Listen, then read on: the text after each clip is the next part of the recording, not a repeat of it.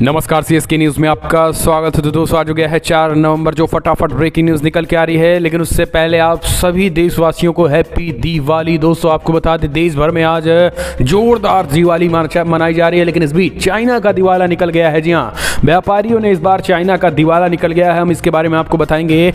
लेकिन इस बीच बताएंगे पहली बड़ी खबर में, जहाँ पे पाकिस्तान के F-16 विमान को मार गिराने वाले अभिनंदन वर्धमान का हुआ प्रमोशन। इंडियन एयरफोर्स ने दी बड़ी जिम्मेदारी। दूसरी बड़ी अपडेट में आपको बताएंगे, दिवाली पर 1 लाख करोड़ रुपए का भारत में होगा कारोबार।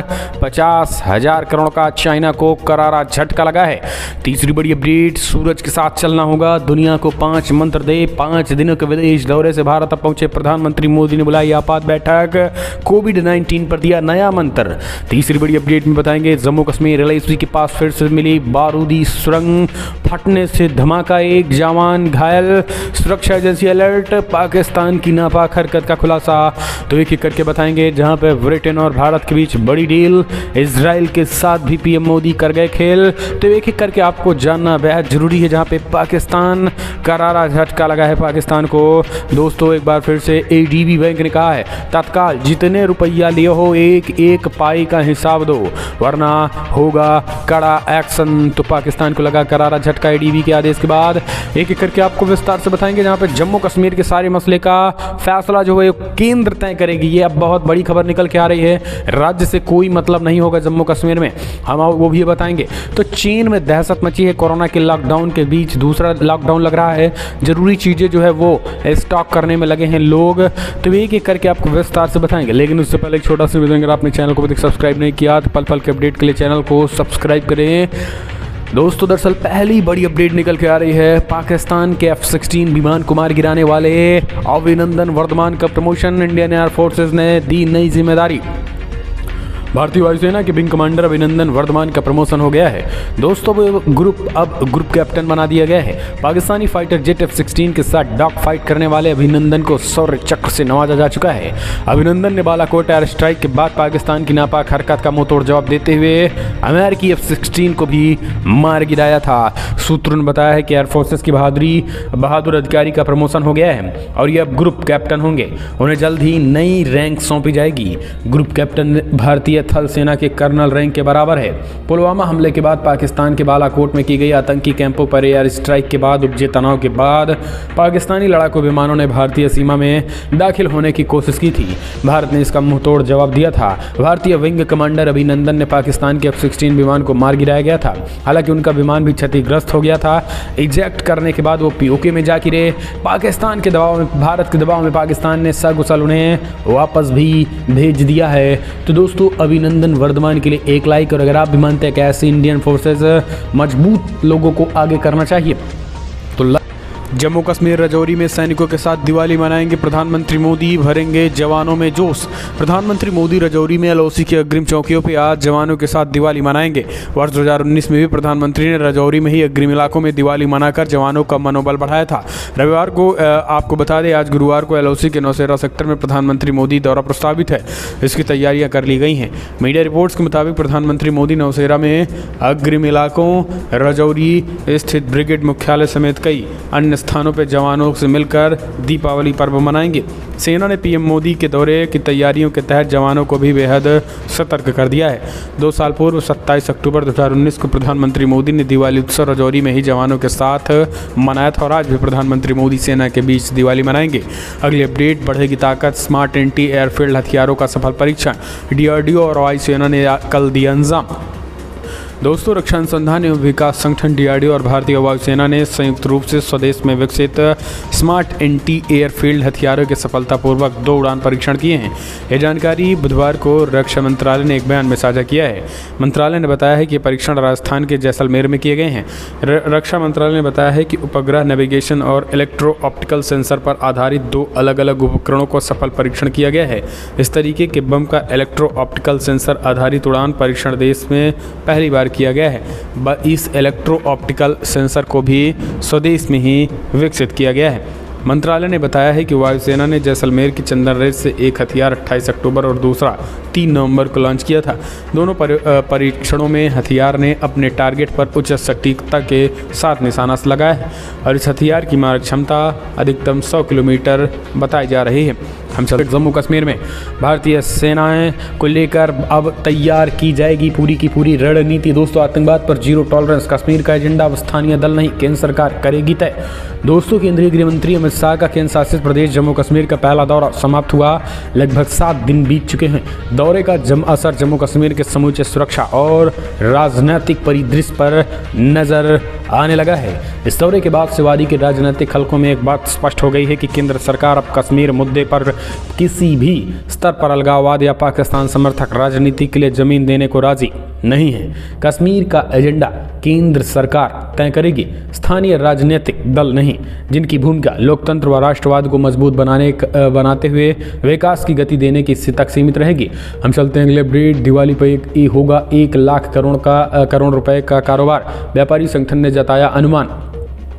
दोस्तों, दिवाली का त्यौहार है। दिवाली से पहले देश भर में बाजारों में भीड़ भाड़ देखी गई। व्यापारिक संगठन confederation of all India traders ने कहा है कि अब की बार दिवाली पर 1 लाख करोड़ रुपए का कारोबार का अनुमान है। इसके अलावा दिसंबर तक देश भर के बाजारों में दिसंबर तक 3 लाख करोड़ रुपए के खर्च का अनुमान है। ऐसे में यह बाजार एक बेहद अच्छी खबर है। कैट ने बयान में बताया है कि पिछले 2 सालों के अंतर के बाद इस साल दिल्ली के साथ देश भर में दिवाली का त्यौहार बेहद नई उमंग और ताजगी लेकर आया है, जिस बात से अच्छी तरीके से महसूस किया जा सकता है कि उनमें कहा गया है कि पिछले 1 हफ्तों में देश भर के बाजारों में ग्राहकों की भीड़ थमने का नाम नहीं ले रही है। ऐसा लगता है कि 2 साल की खरीदारी की पूरी भरपाई लोग इस दिवाली की त्योहारी खरीदारी में करने का बेहद उत्सुक हैं। कैट के राष्ट्रीय अध्यक्ष वीसी भारतीय और राष्ट्रीय महामंत्री प्रवीण खंडेलवाल ने उम्मीद जताई है कि दिवाली से लेकर इस साल के आखिरी तक लगभग 3 लाख करोड़ रुपए के बाजार में आने की उम्मीद है, जिससे धन की तरलता आएगी। तो दोस्तों, धन की तरलता के लेकर ये बड़ी बात है, लेकिन अच्छी बात ये भी है कि पाकिस्तान को भी करारा झटका लगा है। चाइना को खास करके 50,000 करोड़ रुपए का नुकसान हो गया है। हम चलते हैं अगले अपडेट। सूरज के साथ चलना होगा, दुनिया को 5 मंत्र देकर पीएम मोदी स्वदेश पहुंचे। दोस्तों, प्रधानमंत्री मोदी भारत आ चुके हैं और कल उन्होंने एक बड़ी बैठक बुलाई कोविड-19 को लेकर। प्रधानमंत्री मोदी दुनिया को कह दिया है कि सूरज के साथ अगर चलेंगे तभी आगे चल के मानवता बचेगी, क्योंकि जितनी तेज़ी के साथ दुनिया भर के तमाम जो प्राकृतिक पदार्थ हैं वो जा रहे हैं, 2030 तक भारत जो है वो मीथेन गैस का इस्तेमाल करेगा और विश्व के सभी देशों को एक साथ आकर वैश्विक स्तर पर मीथेन गैस का इस्तेमाल 2030 तक कम से कम 30% जरूर कम करना होगा। पीएम मोदी ने घर वापसी के एक वक्त ट्वीट भी किया, जिसमें पीएम मोदी ने कहा है कि हमारे ग्रह के भविष्य के बारे में 2 दिनों की गहन चर्चा के बाद ग्लासगो से प्रस्थान। भारत ने न केवल पेरिस प्रतिबद्धताओं को पूरा कर लिया, बल्कि अब अगले 50 वर्षों के लिए एक महत्वाकांक्षी एजेंडा भी निर्धारित किया हुआ है। तो ये एक तरीके से बड़ी चीज़ें हैं। हम चलते हैं अगले अपडेट। एक और बड़ी खबर, जम्मू कश्मीर LOC के पास बारूदी सुरंग फटने से धमाका, 1 जवान घायल। लेकिन इस बीच आपको बता दे, बड़ी खबर निकल के आ रही जहाँ पे पाकिस्तान को अब करारा जवाब देने के लिए है तैयार सैनिक, सुरक्षा एजेंसियाँ हुई अलर्ट। दोस्तों, जम्मू कश्मीर में LOC बंदी चेचियन के पास बुधवार को बारूदी सुरंग में धमाका हो गया है और इस धमाके में सेना के जवान भी घायल हो गए। 1 सेना के जवान जो है वो घायल हो गए हैं और जिनको भर्ती अस्पताल में कराया गया है। इससे पहले LOC पे नौशेरा सेक्टर के कलाल क्षेत्र में 30 अक्टूबर की शाम बारूदी सुरंग फटने से सेना के एक लेफ्टिनेंट समेत 2 जवान शहीद हो गए थे। सेना की पेट्रोलिंग टीम इलाके में पेट्रोलिंग कर रही है, तभी विस्फोट हुआ। विस्फोट में घायल दोनों जवानों को गंभीर अवस्था में अस्पताल लाया गया है। लेकिन दोस्तों, चिंता की विषय हालांकि पाकिस्तान को करारा जवाब देने की तैयारी। हम चलते हैं अगले अपडेट। गरीबी में आटा गीला, पाकिस्तान को ADB को देना पड़ेगा अरबों रुपए। IDB बैंक ने लगाई फटकार। अपनी खराब शासन व्यवस्था के कारण पाकिस्तान ने पिछले 15 सालों में लगभग 10 करोड़ अमेरिकी डॉलर यानी लगभग 7.5 अरब रुपए के जुर्माने का भुगतान कर दिया है। असल में एशियन डेवलपमेंट बैंक ने पाकिस्तान को जिन परियोजनाओं को पूरा करने के लिए फंड दिए थे, उन्हें पूरा करने में पाकिस्तान ने नाकामी दिखाई है, जिसके चलते पाकिस्तान को बड़ा जुर्माना भरना पड़ा है। पाकिस्तान को पिछले 15 सालों में कुछ परियोजनाओं को लागू करना था, लेकिन वो ऐसा करने में नाकाम रहा। द न्यूज़ की रिपोर्ट्स के मुताबिक साल 2006 में देश के विभिन्न सरकारों ने अब तक लगभग 10 करोड़ अमेरिकी डॉलर के जुर्माने का भुगतान किया है। जिन प्रोजेक्ट को समय सीमा के भीतर पूरा नहीं किया गया, उन पर एडीबी ने लगभग 50% प्रतिबद्धता शुल्क जुर्माना लिया है। तो एक तरीके से ये पाकिस्तान करारी फटकार। हम चलते हैं अगले अपडेट। इजराइल के प्रधानमंत्री ने पीएम मोदी से कहा, मेरी पार्टी ज्वाइन कर लीजिए, आप इजराइल में बहुत ज़्यादा फेमस हैं। दोस्तों, भारतीय प्रधानमंत्री नरेंद्र मोदी COP26 जलवायु शिखर सम्मेलन में भाग लेने के लिए ग्लासगो पहुंचे। COP26 मीटिंग से इतर प्रधानमंत्री मोदी और Israeli prime minister Naftali Bennett की पहली मीटिंग हुई। इस दौरान दोनों देशों के प्रधानमंत्रियों के बीच पर्सनल केमिस्ट्री सुर्खियां बटोर रही हैं। उनकी पहली औपचारिक बैठक के दौरान एक हल्का फुल्का पल आया जब नफ्ताली बेनेट ने मोदी को अपनी पार्टी में शामिल होने का निमंत्रण दिया है। कहा कि इजराइल में काफ़ी आपकी लोकप्रियता है। इजरायली पीएम नफ्ताली बेनेट के साथ बैठक में कहा गया है कि भारत के लोग इजराइल के साथ दोस्ती को गहराई से महत्व भी दे रहे हैं। हम चलते हैं अगले अपडेट। तालिबान को अब तक का सबसे बड़ा झटका, IS ने मेन कमांडर को मार गिराया। पाक के गुलाम हक्कानी की टूटी कमर। दोस्तों, आतंकी संगठन इस्लामिक स्टेट अफगानिस्तान में वापसी करने वाले तालिबान की नाक में दम कर दिया है। जब से अफगान में तालिबानियों का राज हुआ है, तब से इस्लामिक स्टेट ने हमले तेज कर दिए हैं। मंगलवार को तालिबान राज में पाकिस्तान के इशारों पर नाचने वाले आतंकी संगठन हक्कानी नेटवर्क को उस वक्त बड़ा झटका लगा था जब काबुल हमले में उनका खास कमांडर मारा गया था। अधिकारियों ने बुधवार को कहा है कि काबुल में इस्लामिक स्टेट द्वारा हमले के जवाबी कार्रवाई के दौरान मारे गए तालिबान के सैन्य कमांडरों में हमदुल्ला मुखालिस भी शामिल था, जो हक्कानी नेटवर्क के काबुल कमांडर था। हक्कानी नेटवर्क का अहम सदस्य और बद्री कोर के विशेष बलों का सीनियर अधिकारी हमदुल्ला मुखालिस तालिबान की अफगान में वापसी के बाद से मरने वाला सबसे सीनियर और अहम शख्स है। तालिबानी मीडिया अधिकारी ने कहा है कि जब हमदुल्ला को सूचना मिली कि सरदार दाऊद खान हॉस्पिटल पर हमला हो रहा है, तो काबुल कोर का कमांडर मौलवी हमदुल्ला तुरंत घटनास्थल पर पहुंचा और वहां इस्लामिक स्टेट के आतंकियों से लंबी लड़ाई में उन्होंने मार गिराया और ये ढेर कर दिया इस्लामिक स्टेट के आतंकियों ने। तो ये कहीं ना कहीं पाकिस्तान की कमर टूट गई, क्योंकि दोस्तों ये हक्कानी नेटवर्क का कमांडर था और टॉप कमांडर था, और यही कारण है कि अब ये इस पर करारा झटका लगा है पाकिस्तान को, क्योंकि पाकिस्तान जो है वो काफ़ी करीब है खास करके हक्कानी नेटवर्क के। हम चलते हैं एक और अपडेट लेते हैं। दोस्तों, चीन में युद्ध और लॉकडाउन की दहशत। चीन में एक तरफ गृह युद्ध तो दूसरी तरफ लॉकडाउन। चीन में जरूरी चीज़ों का स्टॉक जुटाने के निर्देश, दहशत में जमकर खरीदारी। दोस्तों, चीन ने अपने नागरिकों को रोज़मर्रा की ज़रूरती चीज़ों का स्टॉक जुटाने के निर्देश दे दिए हैं। ये आदेश ऐसे वक्त में आया है जब चीन में कोरोना के मामले बढ़ रहे हैं और बारिश ने सब्जियों की तैयार फसल को तबाह कर दिया है। इस आदेश के बाद चीन में लोग दहशत में खरीदारी कर रहे हैं। चावल, नूडल्स, तेल और नमक जैसी ज़रूरी चीज़ों को जुटा रहे हैं। चीनी सोशल मीडिया वीवो पर लोग आशंका जता रहे हैं कि ताइवान के साथ युद्ध होने की आशंका के तहत ये आदेश जारी किया गया है। कुछ लोग बड़े और सख्त लॉकडाउन की कल्पना भी कर रहे हैं। इस अफरा तफरी के बाद सत्तारूढ़ कम्युनिस्ट पार्टी के समाचार पत्र द इकोनॉमिक डेली ने लिखा है कि नागरिकों ने इस आदेश को ज़्यादा गंभीरता से लिया है और इसका मकसद ये सुनिश्चित करना है कि लॉकडाउन जैसी स्थिति में लोगों की दिक्कतों का सामना करना। हम चलते हैं अगली अपडेट। तो दोस्तों, अयोध्या में भव्य कार्यक्रम, 12 लाख दियों से जगमगाया रामनगरी अयोध्या, बना वर्ल्ड रिकॉर्ड, गिनीज बुक में हुआ दर्ज। दोस्तों, कल शाम अयोध्या में भव्य दीपोत्सव का कार्यक्रम हुआ। इस दौरान पूरी अयोध्या रोशनी से जगमगा उठी। अयोध्या में 12 लाख दिए जलाए गए, जो एक वर्ल्ड रिकॉर्ड है। प्रदेश के मुख्यमंत्री योगी आदित्यनाथ समेत कई केंद्रीय मंत्री अयोध्या में मौजूद रहे। इससे पहले नगर के साकेत PG कॉलेज में राम राज्याभिषेक शोभा यात्रा भी निकाली गई। आपको बता दें कि 32 टीमों ने मिलकर 12 लाख दिए जलाए हैं और ये 12 लाख दिए से पूरा का पूरा अयोध्या जो है वो जगमगा उठा है। इस बीच आपको बता दें कि मुख्यमंत्री योगी आदित्यनाथ ने भी और कई बड़े ऐलान किए हैं। CM योगी आदित्यनाथ ने कहा है कि अभी तो 12 लाख दिए, इस बार सरकार बनी तो 15 लाख के भी रिकॉर्ड को टूटेगा और सरकार बनेगी भी। अयोध्या को लेकर जिस तरीके से ये हुआ है उसमें गिनीज वर्ल्ड बुक में दर्ज हो गया है। 12 लाख दिए जलाने का वर्ल्ड रिकॉर्ड बना है। 36,000 लीटर सरसों का तेल इस्तेमाल हुआ है। राम जन्मभूमि परिसर में 51,000 दिए जलाए गए हैं।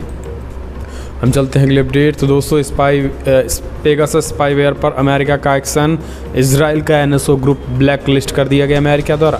दोस्तों अमेरिका, इंग्लैंड और भारत सहित कई देशों में इजराइल की कंपनी के पेगासस स्पाईवेयर ने हड़कंप मचा रखा है। इस सॉफ्टवेयर के जरिए लोगों की जासूसी कराने की बात सामने आई है। भारत में भी कई लोगों के नाम सामने आए हैं, जिसके बाद सियासी बवाल खड़ा हो गया था। वहीं अब अमेरिका इस सॉफ्टवेयर कंपनी के खिलाफ बुधवार को बड़ा एक्शन ले लिया है। यूएस ने एनएसओ समूह को ब्लैक लिस्टेड कर दिया है। अंतर्राष्ट्रीय समाचार एजेंसी AFP के मुताबिक संयुक्त राज्य अमेरिका ने पेगासस स्पाईवेयर बनाने वाली कंपनी इजराइल के एनएसओ ग्रुप को ब्लैक लिस्ट कर दिया है। बीते दिनों कई देशों में बवाल का कारण बना यह सॉफ्टवेयर का निर्माण इसी ग्रुप ने किया है। उधर अमेरिका ने इस कदम को विदेश नीति और सुरक्षा हितों के खिलाफ काम करने का आरोप लगाते हुए उठाया है। अगली अपडेट। तो दोस्तों मोदी सरकार का दिवाली गिफ्ट, पेट्रोल पर 5 और डीजल पर 10 रुपये एक्साइज ड्यूटी घटाई गई है। दरअसल पेट्रोल और डीजल की महंगाई की मार झेल रहे आम आदमी को दिवाली से पहले थोड़ी राहत मिल गई है। दिवाली की पूर्व संध्या पर भारत सरकार ने पेट्रोल और डीजल पर एक्साइज ड्यूटी घटाने का ऐलान कर दिया है। पेट्रोल और डीजल पर उत्पाद शुल्क कल से यानी गुरुवार 5 रुपये और 10 रुपये तक कम हो जाएगा। डीजल पर एक्साइज ड्यूटी में कमी पेट्रोल की तुलना में दोगुनी होगी। बताया जा रहा है कि राज्यों ने उपभोक्ताओं को राहत देने के लिए पेट्रोल और डीजल पर कम वैट करने का आग्रह किया है। बीते दिनों पेट्रोल और डीजल दामों में बेतहाशा बढ़ोतरी हुई थी। अगली अपडेट। दोस्तों बिग ब्रेकिंग निकल के आ रही, कट्टरपंथियों के आगे झुकी इमरान खान की सरकार, TLP के 860 एक्टिविस्ट जेल से छोड़े जाएंगे। दरअसल पाकिस्तान की जारी हिंसा अब थम सकती है। वहाँ कट्टरपंथी इस्लामिक पार्टी तहरीके लब्बैक पाकिस्तान TLP और इमरान खान के बीच सीक्रेट डील होने की बात सामने आ रही है। इसके तहत मंगलवार को TLP के करीब 860 कार्यकर्ताओं को रिहा किया गया। इससे पहले इमरान सरकार TLP के बीच बातचीत नाकाम हो गई थी और अब उन्हें चुनाव लड़ने की भी छूट मिल गई है। गृह विभाग ने आदेश जारी कर बताया कि TLP के करीब 860 कार्यकर्ताओं को छोड़ दिया गया है। उन्हें हिरासत में रखा गया था। उनके खिलाफ कोई केस दर्ज नहीं किया गया है। 2015 में बनी TLP पर पाकिस्तान ने प्रतिबंध लगा दिया है। TLP अपनी पार्टी के मुखिया साद रिजवी की रिहाई और फ्रांस के राजदूत को निष्कासित करने की मांग पर अड़ी हुई थी। हम चलते हैं एक और अपडेट ले लेते हैं। तो दोस्तों बड़ी खबर निकल के आ रही है, जहां पे रशिया ने बड़ा ऐलान कर दिया है। जी हाँ, दरअसल रूस कोविड-19 पूरी दुनिया भर में जहां एक तरफ कोविड-19 को लेकर मामले बढ़ रहे हैं, तो रूस में भी इसका सीधा सीधा असर देखने को मिल रहा है। और ये बड़ी खबर निकल के आ रही है। आपको बता दें, रशिया में फिर कोरोना कोहराम मचा रहा है। एक दिन में 40,000 से ज़्यादा नए मामले आए हैं और 1,000 पर डे मौतें हो रही हैं। ये बड़ी खबर निकल के आ रही है। भारत की अगर सिचुएशन की बात करें तो भारत में भी कोरोना के केसेस जो हैं वो फ़िलहाल के लिए अभी नियंत्रण में हैं और प्रधानमंत्री मोदी हाई लेवल मीटिंग किए हैं। ब्रिटेन में भी कोरोना के मामले तेज़ी से बढ़ रहे हैं। नेक निवाले के लिए तरस रहा किम जोंग उन, 2025 तक भूखे मरेगा किम जोंग उन का टॉप मुखिया तानाशाह किम जोंग। दोस्तों उत्तर कोरिया में आज हथियारों की भूख के सनक के चलते सनकी तानाशाह किम जोंग उन ने कंगाली और आर्थिक हालात से उत्तर कोरिया मर रहा है। अब स्थिति ये है कि उत्तर कोरिया में भूखमरी जैसे हालात बन गए हैं। पिछले महीने यूनाइटेड नेशन की एक रिपोर्ट में कहा गया है कि उत्तर कोरिया में हजारों लोग भूख की वजह से हो रही है और होगी भी। अब रूस और चीन ने उत्तर कोरिया की मदद करने की अपील यूनाइटेड नेशन से की है। चीन और रूस ने संयुक्त राष्ट्र सुरक्षा परिषद से उत्तर कोरिया के खिलाफ समुद्री भोजन और वस्त्रों के निर्यात के साथ साथ रिफाइंड पेट्रोलियम उत्पादों के आयात पर लगे प्रतिबंधों को हटाने की मांग की है। इसके साथ ही चाइना और रूस ने UNSC से मांग की है कि विदेश में रहने वाले उत्तर कोरियाई लोगों को अपने घर पैसे भेजने की इजाज़त दी जाए। और एसोसिएट्स प्रेस रिपोर्ट्स के मुताबिक चीन और रूस की तरफ से एक मसौदा तैयार कर यूनाइटेड नेशन सिक्योरिटी काउंसिल के सदस्य देशों को दिया गया है, जिनमें उत्तर कोरिया की खराब स्थिति और कठिनाई का जिक्र भी किया गया है। हम चलते हैं अगले अपडेट। एक और बड़ी खबर निकल के आ रही है। 200 में अमेरिकी संसद में सुनाई दी 84 सिख दंगों की गूंज, सांसद ने पीड़ितों को दी श्रद्धांजलि। अमेरिकी सांसद ब्रेंडन रॉयल ने भारत में 1984 में सिख दंगों में मारे गए लोगों को श्रद्धांजलि देते हुए नरसंहार के पीड़ित परिवारों के लिए न्याय की मांग की है। पेंसिल्वेनिया के सांसद रॉयल ने अमेरिकी प्रतिनिधि सभा में मंगलवार को कहा है कि स्पीकर महोदया, मैं भारत में नवंबर 1984 में सिख विरोधी दंगों से बात करना चाहता हूं, जिसे सिख नरसंहार भी कहा जाता है। भारत की तत्कालीन प्रधानमंत्री इंदिरा गांधी कि उनकी 2 सिख अंगरक्षकों द्वारा 31 अक्टूबर 1984 को हत्या किए जाने के बाद देश में सिख विरोधी दंगे भड़क गए थे। बॉयल ने कहा है कि आज अमेरिका ने 5 लाख से अधिक सिख हैं और यहाँ 130 वर्ष पहले आना शुरू कर दिए थे। हम चलते हैं अगले अपडेट लेते हैं। एक और बड़ी खबर ये आपको बता दें, सीएम योगी अयोध्या पहुंचे। आज भव्य दिवाली मनाई जा रही है। 36,000 लीटर तेल, 12,000 वॉलंटियर, 12 लाख दीपों से जगमगा रहा है अयोध्या। सीएम योगी ने कहा जो लोगों ने राम भक्तों पे गोलियां चलाई थी अब फूलों की बरसात हो रही है। दोस्तों छोटी दीपावली के मौके पे यूपी के सीएम योगी आदित्यनाथ अयोध्या पहुंचे। दरअसल अयोध्या में भव्य दीपोत्सव का आयोजन किया गया और शाम सरयू घाट 9 लाख दियों से जगमगाया। सीएम योगी ने अयोध्या पहुंचकर दीपोत्सव कार्यक्रम का निरीक्षण किया। वहीं सीएम योगी आदित्यनाथ ने अयोध्या में दिवाली समारोह में भगवान राम, लक्ष्मण और सीता का किरदार निभाने वाले कलाकारों को माला पहनाई। दीपोत्सव समारोह के निरीक्षण के दौरान सीएम योगी आदित्यनाथ के साथ केंद्रीय मंत्री जी किशन रेड्डी मौजूद रहे। दोनों ने अयोध्या में होने वाले दीपोत्सव समारोह से पहले निरीक्षण भी किया था। इसी बीच आपको बता दें कि अयोध्या में 5वें दीपोत्सव की शुरुआत हुई और श्री राम के अयोध्या आगमन को प्रतीकात्मक रूप से भी दिखाया गया। इस दौरान अयोध्या में भव्य शोभा यात्रा निकाली गई। ये बड़ी खबर निकल के आ रही है।